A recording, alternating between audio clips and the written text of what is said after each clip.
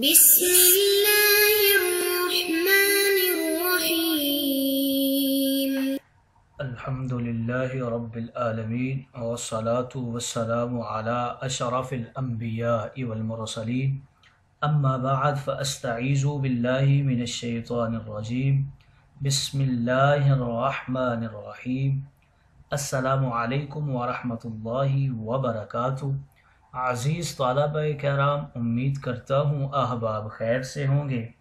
انشاءاللہ آج ہم تفسیر جلالین کے درس نمبر 315 میں سپارہ نمبر 19 سے سورہ نمل کی منتخب کردہ آیات 54 سے لے کر 59 تک پڑھنے کی سعادت حاصل کریں گے، جن میں کلام باری تعالی و کلام مفسر کا ترجمہ ہوگا۔ کلام مفسر کی تشریح و توضیح کرنے کی سعادت حاصل کریں گے اور ساتھ ساتھ تفسیری و ترکیبی اغراض و فوائد کو ذکر کرنے کی کوشش کریں گے۔ تو آئیے طلبہ کرام بلا تاخیر بڑھتے ہیں اپنے آج کے درس کی طرف۔ بسم اللہ الرحمن الرحیم۔ رب تعالی نے ارشاد فرمایا وَلُوطًا اذ قال لقومه اتأتون الفاحشة وانتم تبصرون، اور لوط علیہ السلام کا تذکرہ کیجئے۔ بتا رہے ہیں کہ لوطن اپنے ماقبل اذکر محذوف کی وجہ سے منصوب ہے، اور اذ قال لقومه اس سے یعنی اذکر لوطن سے بدل واقع ہو رہا ہے۔ جبکہ لوط علیہ السلام نے اپنی قوم سے کہا کیا تم بے حیائی کا کام یعنی لواطت کرتے ہو، حالانکہ تم ایک دوسرے کو معصیت میں منہمک ہونا دکھاتے ہو، ایک دوسرے کو مشغول ہوتا دیکھتے ہو، کیا تم عورتوں کو چھوڑ کر مردوں سے شہوت رانی کرتے ہو۔ اِنَّکُمْ کے حوالے سے بتا رہے ہیں کہ دونوں حمزوں کی تحقیق اور دوسرے کی تسہیل، اور دونوں صورتوں میں دونوں کے درمیان الف داخل کر کے ٹوٹل 3 صورتیں بنا کر اسے پڑھا گیا ہے۔ بل انتم قوم تجہلون، بلکہ تم ایسی قوم ہو جو اپنے فعل کے انجام سے بے خبر ہو۔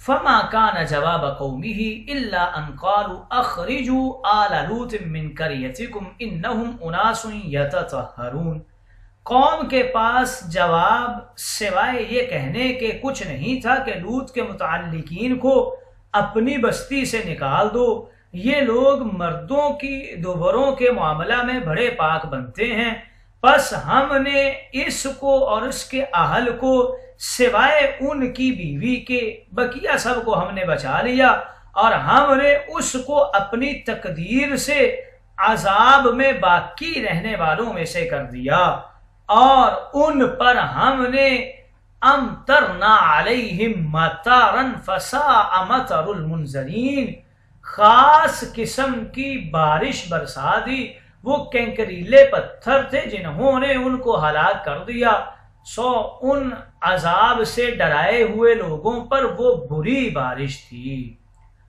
قل الحمدللہ وسلام علی عبادہ الذین اصطفیٰ اللہ خیر اما یشرکون، اے محمد فرما دیجئے سابقہ قوموں کے ہلاک کرنے پر کہ سب تعریفیں اللہ کے لیے ہیں اور اس کے برگزیدہ بندوں پر سلام ہے۔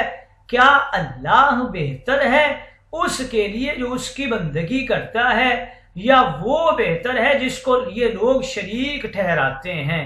اللہ خیر میں دونوں حمزوں کی تحقیق کے ساتھ اور دوسرے کو الف سے بدل کر اور مساہلہ اور محققہ کے درمیان الف داخل کر کے اور الف کو ترک کر کے یعنی 4 صورتیں بنا کر اسے پڑھا گیا ہے۔ یشرکون کے حوالے سے بتا رہے ہیں کہ یا اور تا کے ساتھ ہے، یعنی اے اہل مکہ اللہ بہتر ہے یا وہ چیزیں بہتر ہیں جن کو تم اس کے ساتھ معبود ہونے کی حیثیت سے شریک کرتے ہو، اپنے عابدین کے لیے وہ چیزیں بہتر ہیں۔ آئیے طلبہ کرام ترجمہ کے بعد بڑھتے ہیں آج کے درس کی تشریح و توضیح کی طرف۔ رب تعالیٰ نے ارشاد فرمایا، لوط کے قصہ کو یاد کیجئے جب انہوں نے اپنی قوم سے یہ کہا، کیا تم دیکھنے کے باوجود بے حیائی کرتے ہو؟ کیا تم نفسانی خواہشات پوری کرنے کے لیے عورتوں کو چھوڑ کر مردوں کے پاس جاتے ہو؟ بلکہ تم جاہل لوگ ہو۔ ان کی قوم کے پاس صرف یہی جواب تھا۔ انہوں نے کہا کہ لوط کو شہر بدر کر دو، یہ بہت پاک باز بن رہے ہیں۔ ہم نے لوط کی بیوی کے سوا ان کو اور ان کے گھر والوں کو نجات دی، اور ہم نے اس کو یعنی ان لوگوں کے مقدر میں کر دیا تھا جو عذاب میں رہ جانے والے تھے، یعنی ان کی بیوی کو ان بستی والوں کے ساتھ عذاب دے دیا، اور ہم نے ان پر پتھروں کی بارش کی تو جن لوگوں کو ڈرایا گیا تھا ان پر وہ کیسی بری بارش تھی۔ حضرت لوط علیہ السلام کا قصہ پہلے بھی تفصیل کے ساتھ گزر چکا ہے۔ یہاں پر حضور علیہ السلام کی تسلی و تشفی کے لیے حضرت لوط کا قصہ اس صورت میں چوتھا قصہ ذکر کیا جا رہا ہے۔ اپنی قوم سے حضرت لوط نے کہا، کیا تم دیکھنے کے باوجود بے حیائی کرتے ہو؟ اس آیت میں دیکھنے کے دو محمل ہیں۔ ایک یہ کہ تم ایک دوسرے کو دیکھتے ہو، بے حیائی کے کام کرتے ہو، جیسا کہ آیت مقدسہ میں فرمایا گیا، کیا تم مردوں سے شہوت پوری کرتے ہو اور افزائش نسل کے راستے بند کرتے ہو اور اپنی تمام مجلسوں میں بے حیائی اور بدفعلی کرتے ہو؟ وہ اس شرمناک کام کو لوگوں سے چھپ کر نہیں کرتے تھے، بلکہ برسر مجلس اس بے حیائی کے کام کو کرتے تھے۔ اس کا دوسرا محمل یہ ہے کہ تم کو یہ بصیرت ہے کہ تم کو اس کا علم ہے کہ یہ ایسی بے حیائی کا کام ہے کہ تم سے پہلے اس کو کسی نے نہیں کیا، اور اللہ تعالیٰ نے مردوں کو مردوں سے لذت کے حصول کے لیے پیدا نہیں کیا، بلکہ مردوں کی شہوت برآری کے لیے عورتوں کو پیدا کیا ہے۔ اس کا تیسرا محمل یہ ہے کہ تم سے پہلے جن لوگوں نے اللہ کی نافرمانی کی تھی تم ان کے عذاب کے آثار دیکھ چکے ہو، جیسے قوم سمود ہے اور قوم عاد پر عذاب کے آثار ہیں۔ اس کے بعد فرمایا، بل انتم قوم تجہلون، بلکہ تم جاہل لوگ ہو۔ اس پر اعتراض یہ ہے کہ اس آیت کے پہلے حصہ میں یہ فرمایا کہ تم دیکھتے ہو، یعنی تم کو بصیرت ہے، اور اس کا معنی ہے تم علم والے ہو، اور دوسرے حصے میں فرمایا تم جاہل ہو۔ وہ عالم بھی ہوں اور جاہل بھی ہوں، یہ کیسے ہو سکتا ہے؟ اس کا جواب یہ ہے کہ ان کو یہ علم تھا کہ یہ بے حیائی کا کام ہے، اس کے باوجود وہ علم کے تقاضے پر عمل نہیں کرتے تھے اور جاہلوں کی طرح بے حیائی کے کام کرتے تھے۔ اس کا دوسرا جواب یہ دیتے ہیں کہ تم اس برے کام کی سزا اور آخرت میں اس پر مرتب ہونے والے عذاب سے جاہل ہو، اگر تم کو اس کام کی برائی کا علم ہے۔ تیسرا جواب یہ دیتے ہیں کہ جہالت سے مراد یہ ہے کہ تم جاہلوں کی سی ضد اور ہٹ درمی کر رہے ہو۔ گویا خلاصہ کلام یہ ہوا کہ تم کو اس کام کی برائی کا علم ہے، لیکن علم کے تقاضے پر تم عمل نہیں کرتے، یا تو اس کام کے انجام سے جاہل ہو یا علم کے باوجود جاہلوں کی طرح ہٹ درمی سے کام لے رہے ہو۔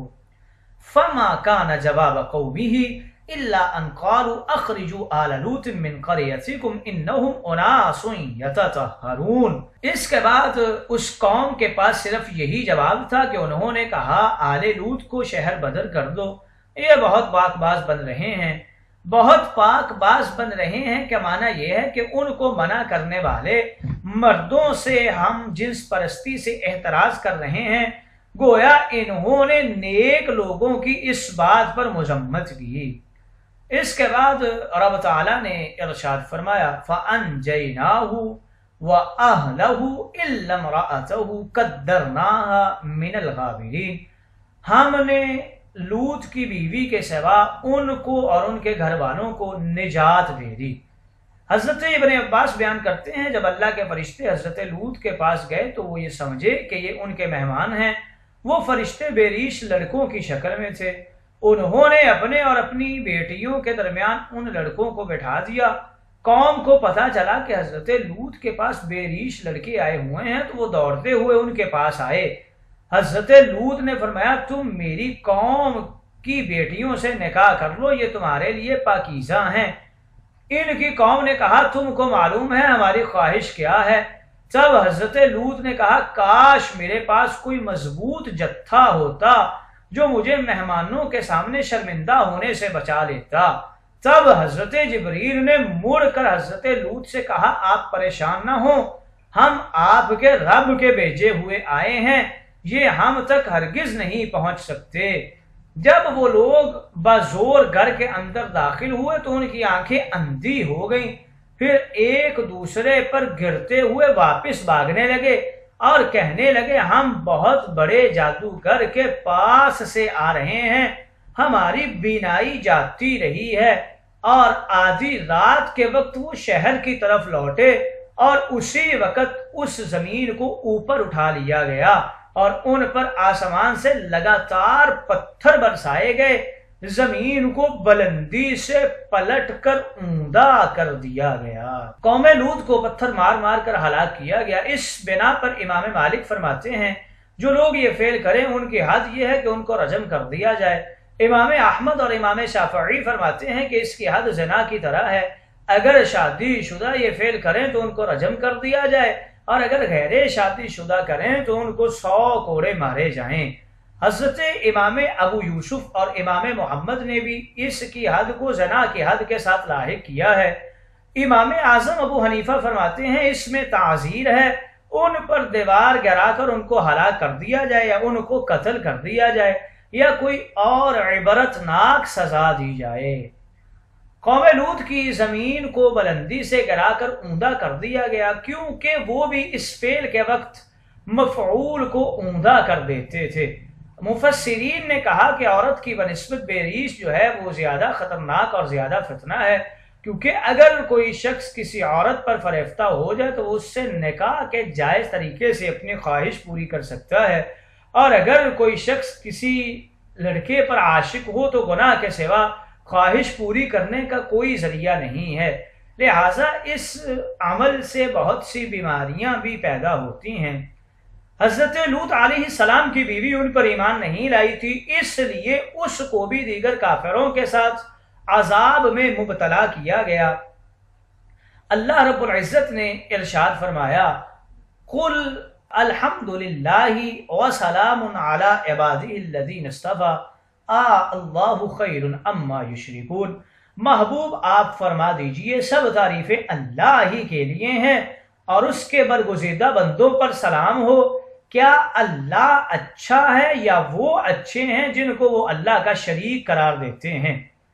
اس آیت کا سابقہ آیات سے اس وجہ سے ارتباط ہے کہ آپ اس لیے اللہ کا شکر ادا کیجئے کہ اللہ تعالیٰ نے حضرت لوط کی قوم کے کافروں اور بدکاروں کو ہلاک کر دیا اور اس کے ان پسندیدہ بندوں پر سلام بھیجیے جن کو اس نے رسول بنا کر بھیجا اور ان کو کافروں کے عذاب سے نجات دے دی۔